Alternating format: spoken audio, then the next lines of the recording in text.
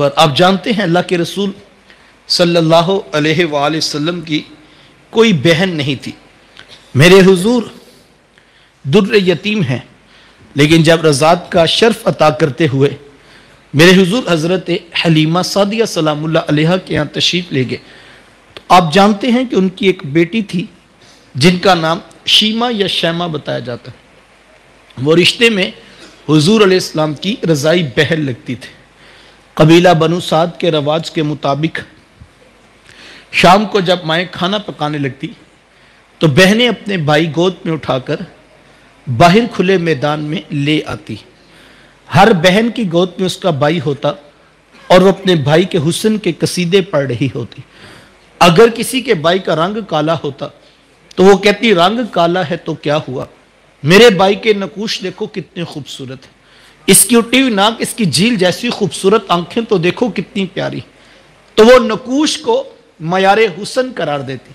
اور اگر کسی کے بھائی کا رنگ گورا چٹا ہوتا تو وہ کہتی رنگ نہیں تو کچھ نہیں، حسن تو ہوتے ہی سارا رنگت میں ہے، میرے بھائی کا رنگ دیکھو کتنا گورا چٹا ہے۔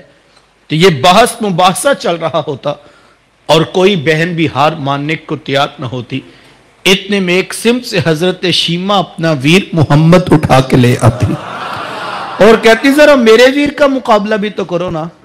تو وہ کہتی نہیں شیمہ، تیرے ویر کا مقابلہ تو نہیں نا، تیرا تو ساروں کا ہی سردار لگتا ہے۔ تو میں آتا حضرت شیمہ کا سر فخر سے بلند ہو جاتا اور وہ حضور علیہ السلام کو سینے سے چمٹا لیتی اور دعا دیتی ربانا اب کیلا نام محمد، انشاءاللہ میرے ویر محمد کو نظر نہ لگے۔ آج میں دیکھ رہی ہوں بچوں کا سردار ہے، کل اپنی آنکھوں سے دیکھوں جوانوں کا بھی سردار بنے۔ زندگی کے لیل و نہار گزرتے گئے، حضرت شیمہ کی شادی ہوگی۔ مدنی دور کی کہانی ہے اور اتفاق یہ ہوا کہ جس قبیلے میں حضرت شیمہ کی شادی ہوئی، حضور علیہ السلام کے صحابہ کی لڑائی اور جنگ اسی قبیلے کے ساتھ ہوئی۔ ان کے کچھ بندے قتل کر دیے اور کچھ کو قیدی بنا کر صحابہ اپنے ساتھ لے آئے۔ عرب کے رواج کے مطابق قیدیوں کو چھڑانے کے لیے قوم کے سردار فدیہ اور فنڈ اکٹھا کرنے نکلے۔ ہر دروازے پر دستک دیتے اور فنڈ مانگتے۔ چلتے چلتے حضرت شیمہ کے دروازے پر بھی پہنچ گئے۔ دستک دی تو پوچھا کون؟ کہا قبیلے کے سردار ہے، فنڈ اکٹھا کر رہے ہیں، تم بھی اپنا حصہ ڈالو۔ پوچھا یہ فنڈ کس لیے اکٹھا ہو رہا ہے، یہ رقم کی جمع کی جا رہی؟ تو کہا کہ مدینے میں ایک شخص ہے، ادعائے نبوت رکھتا ہے، اس نے ہمارے لوگ پکڑ لیے ہیں اور ہم نے اپنے قیدی چھڑانے۔ تو پوچھا کہ اس کا نام کیا ہے؟ کسی کی زبان سے بے ساختہ نکلا محمد صلی اللہ علیہ وآلہ وسلم۔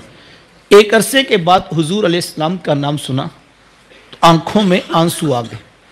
کہا انہوں نے تمہارے بندے پکڑے؟ کہا ہاں انہوں نے ہمارے لوگ پکڑے۔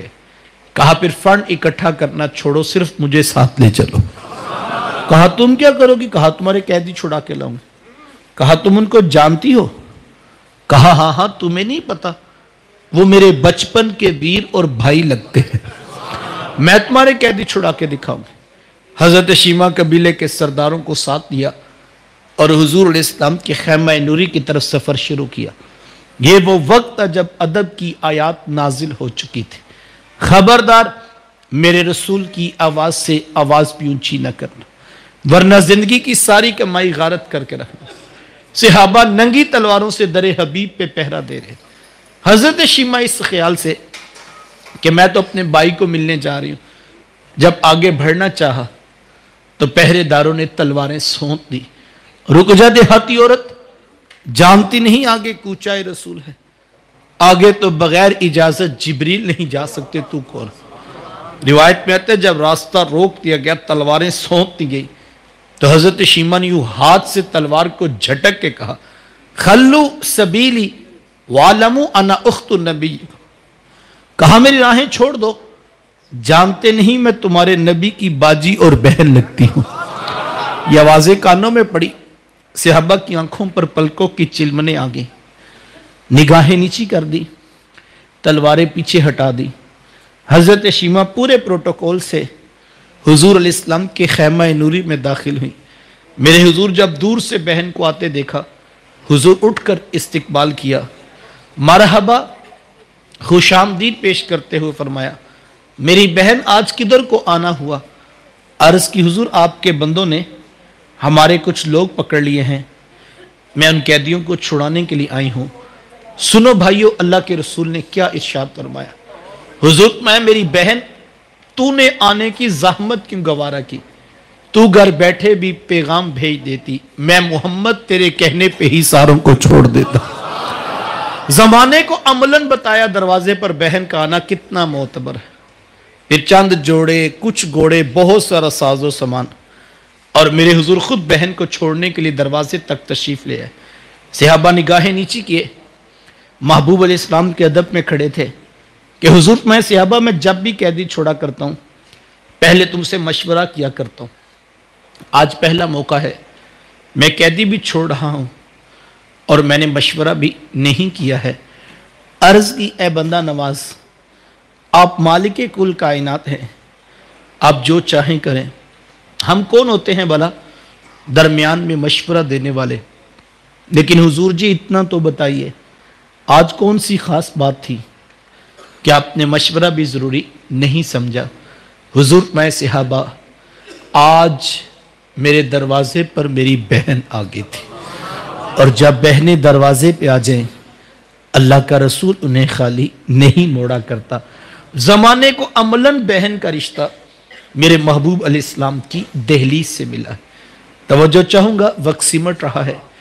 جس دور میں بیٹی ذبح کی جا رہی تھی، جس دور میں بہن زندہ درگور کر دی جاتی، جس دور میں ماں جیسا رشتہ بھی منڈیوں اور بازاروں میں بک جاتا تھا، اس دور میں بیوی کی کیا حیثیت ہوگی؟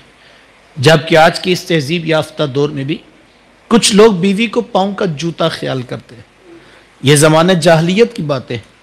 آقا کریم علیہ السلام نے ازواج مطہرات کے ساتھ جو حسن سلوک کی داستانیں رقم کی ہیں، زمانہ ان کی مثال نہیں لا سکتا۔ کسی کو میرے حضور عمیرہ کہہ کے پکارتے ہیں، کسی کے لیے بکری کا بچہ ذبح کرتے ہیں اور گوشت کے مختلف ٹکڑے ان کی سہیلیوں کے ہاں بیچتے ہیں۔ حضور کثرت کے ساتھ حضرت خدیجہ الکبریٰ رضی اللہ تعالی عنہا کا ذکر کیا کرتے ہیں۔ حضرت سیدہ عائشہ صدیقہ رضی اللہ تعالیٰ عنہ فرماتی ہیں کہ میرا جو ان سے رشتہ تھا ایک دن میری زبان سے بے ساختہ نکل گیا کہ حضور اللہ نے آپ کو بہتر ازواج عطا کر دی اور آپ ابھی تک اس بوڑھی عورت کا ذکر نہیں بھولے۔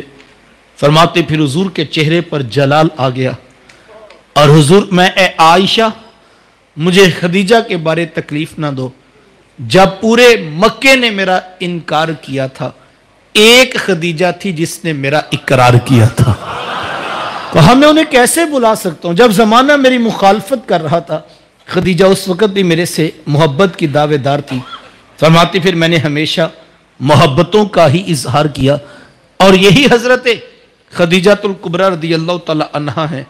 جب ان کا وقت آخر قریب آیا تو حضرت سیدہ فاطمہ الزہرا رضی اللہ تعالی عنہا کو بھیجا اور کہا بیٹا جاؤ جا کر حضور علیہ السلام سے چادر رحمت مانگ لو۔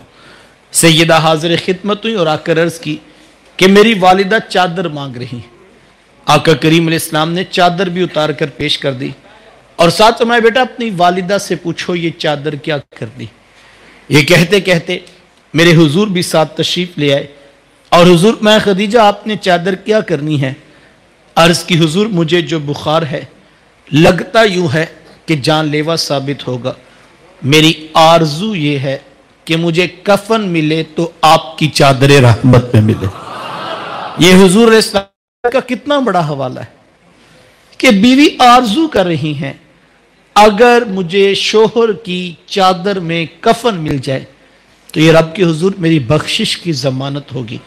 حضور علیہ السلام نے چادر بھی اتار کر پیش کر دی اور ساتھ تاریخ ساز جملہ ارشاد فرمایا خدیجہ آپ نے تو صرف چادر مانگی ہے، لو ارتی جلدی لآتیتکی، اگر آپ مجھ محمد سے میری جلد بھی مانگتی میں وہ بھی اتار کے پیش کر دیتا۔